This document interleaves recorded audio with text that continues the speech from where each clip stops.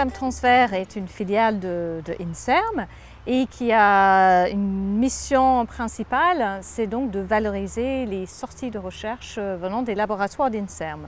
Donc ça, c'est l'activité principale d'INSERM Transfer. Et moi, je suis donc aux affaires européennes et donc notre mission est complémentaire à cette mission principale d'INSERM et notre travail consiste à aider les chercheurs, les accompagner pour monter des collaborations de recherche à l'échelle européenne internationale qui vont, donc ces collaborations qui vont mener des résultats aussi innovants qui seront donc après valorisés au sein de l'entreprise et avec des partenaires européens.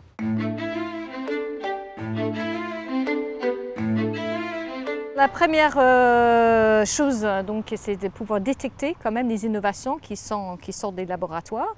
Donc ça veut dire qu'on a des membres de l'équipe d'INSERM Transfer qui sont régulièrement présents dans les grands laboratoires, des grands centres de recherche d'INSERM et qui veillent sur le travail qui est en cours et qui évaluent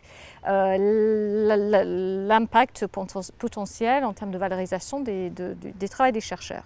Voilà. Et d'un autre côté, on a aussi une activité qu'on appelle innovation ouverte, donc qui est une action, on va dire, dans un autre sens. On est plutôt à l'écoute des industriels, leurs besoins en termes de R&D, en termes de sortie de R&D en venant d'INSERM. Et donc après, on essaie de matcher en fait les besoins des industriels avec les travaux en cours dans les différents laboratoires d'INSERM. Et donc de faire un partenariat public-privé autour de ça.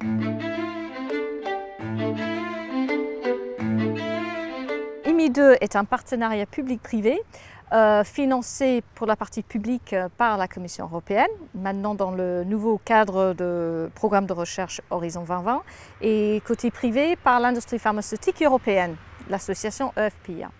Donc ce partenariat privé, public-privé, a comme but donc d'améliorer, de rendre plus efficace et plus rapide le temps de mettre sur le marché, à disposition du patient, des solutions thérapeutiques et des médicaments.